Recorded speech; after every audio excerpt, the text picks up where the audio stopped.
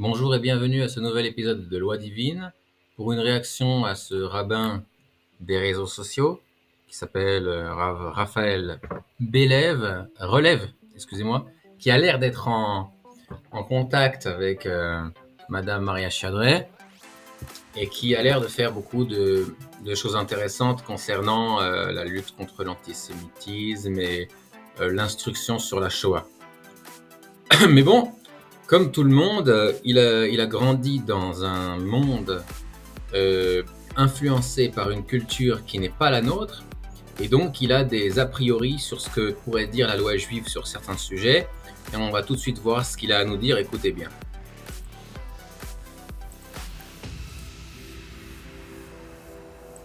Sur le divorce dans le judaïsme. La Torah considère que c'est l'homme qui doit divorcer sa femme en lui transmettant un acte de divorce qui s'appelle le get. Pourquoi la Torah a fixé le divorce de cette manière-là? Je ne l'aborderai pas dans cette vidéo parce que c'est une vidéo courte qui a un but précis. Le but de cette vidéo, c'est de dénoncer l'utilisation de cette loi par certains hommes qui veulent, grâce à ça, avoir un moyen de pression sur leurs femmes pour obtenir des choses dans leur conflit au moment du divorce. Je trouve cette pratique, comme tout le monde, je pense, d'une extrême, à part cruauté, lâcheté terrible. Pourquoi je fais une vidéo maintenant là-dessus? Alors d'abord parce qu'il y a certaines personnes qui me disent waouh, cette loi elle est pas bonne, il faut la réformer, la loi de la Torah, parce que tu vois il y a des hommes qui utilisent cette loi pour faire des choses monstrueuses. Alors c'est pas la loi qui est pas bonne, c'est les hommes qui sont pas bons en l'occurrence. Ce serait comme Donc, on va tout d'abord dire que la raison pour laquelle il n'explique pas pourquoi Dieu a institué dans la Torah que c'est l'homme qui doit donner le guet de son propre gré et qu'il n'y a pas de divorce libre, c'est parce qu'il ne la connaît pas, tout simplement. Et la suite de ses paroles prouve qu'il ne la connaît pas. Je suis pas là pour dire du mal du rabbin Raphaël Relève. Je suis juste là pour l'éduquer, puisque ici, gentiment, puisqu'ici il a une erreur, d'accord. Je lui transmets avec mes meilleures amitiés, d'accord. Je suis sûr qu'il pensait bien faire. Mais bon, il a fait l'erreur qu'il aurait dû quand même se renseigner au niveau de la halakha avant de parler. Je renvoie tous ceux qui ne le connaissent pas à mon cours sur le droit divin de la femme juive au divorce. Et ici, il nous dit, oui, c'est une pratique monstrueuse, mais il ne nous dit pas qu'est-ce qui est monstrueux dans cette pratique que les hommes utilisent pour obtenir des choses. Puisque apparemment, c'est juste un moyen de levier. Alors que la femme, elle a plus qu'un moyen de levier. Elle a un moyen d'enforcer ses besoins à elle contre le gré de son mari, avec l'utilisation de toutes les lois anti-hommes qui existent aujourd'hui dans le monde du divorce, dans les tribunaux séculiers. Et donc, elle n'a pas besoin d'un moyen de levier, puisqu'elle a un moyen d'enforcement de sa volonté, qui est la loi féministe qui a été imposée dans tous les pays occidentaux. Et donc, ce qui est monstrueux, que lui dénonce comme monstrueux de la part du mari, c'est le fait que les hommes disent bah, d'abord, moi, je ne veux pas remercier, je ne veux pas récompenser celle qui me fait du mal. Donc, si tu m'enlèves mes enfants, il n'y a pas de raison que je te donne quoi que ce soit en cadeau, d'accord? T'as besoin du guet? Rends-moi mes enfants que tu m'as pris, d'accord?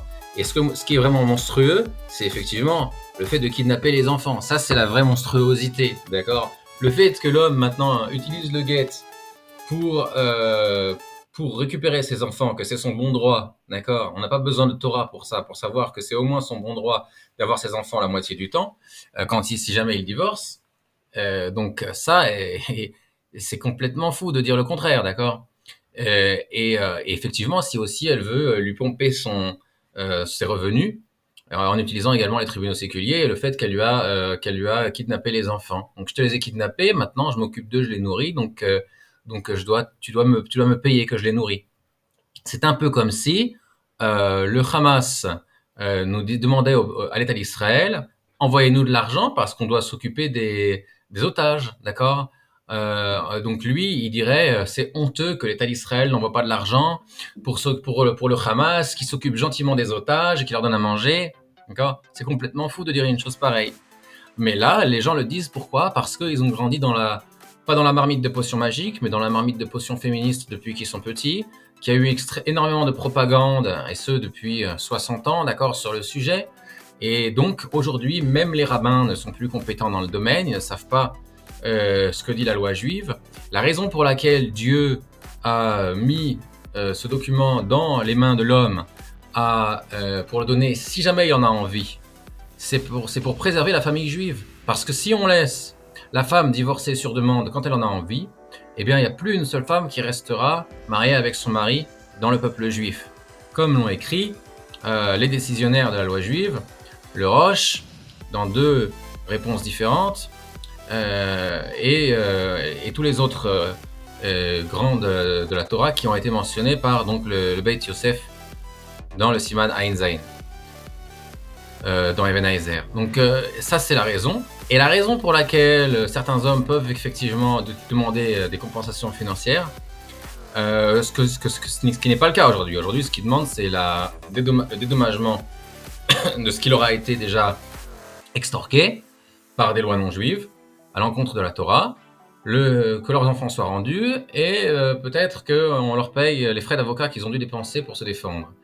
Mais même s'il avait envie de demander un peu plus que cela, d'accord, il serait en droit de le faire, parce qu'il n'y a rien qui l'impose à divorcer sa femme. L'homme s'engage à beaucoup de devoirs envers sa femme lorsqu'il l'épouse. Il s'engage à prendre soin d'elle, il s'engage à être responsable d'elle financièrement, etc. D'accord ? Et donc, l'engagement de la femme, qui est la contrepartie de ça, c'est qu'elle s'engage à être avec lui pour toujours.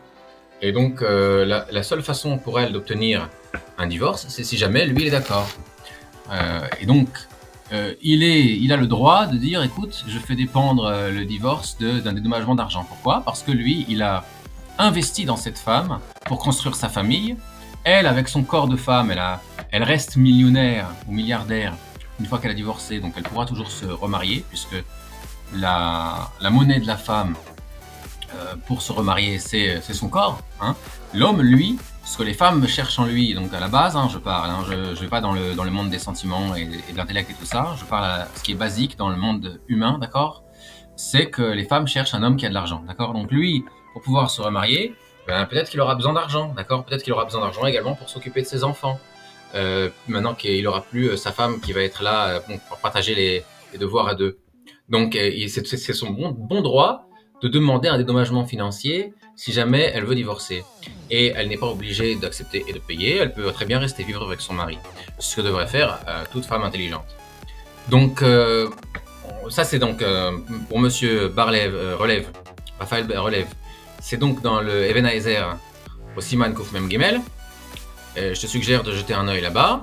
Et maintenant, tu as deux options devant toi, cher rabbin Raphaël Relève.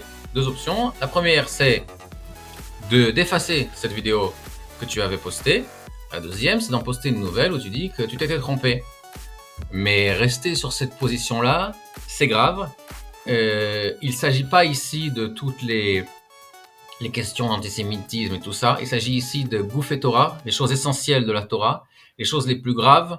Est-ce que maintenant on va permettre l'adultère en libérant des femmes de façon invalide et multiplier les bâtards dans le peuple juif? Donc c'est extrêmement grave. Et en plus de ça, il s'agit de diffamation sur des hommes qui ne font que respecter la Torah. D'accord ?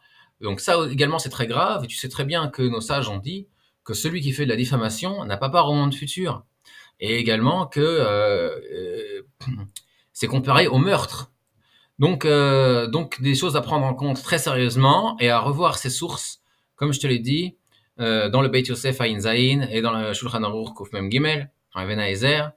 Et pour ce qui est de l'utilisation des tribunaux séculiers que font les femmes lorsqu'elles divorcent, je te suggère de jeter un œil à Choshen Mishpat Kavav et à Choshen Mishpat Shin Pechet. Voilà, une bonne continuation à tous.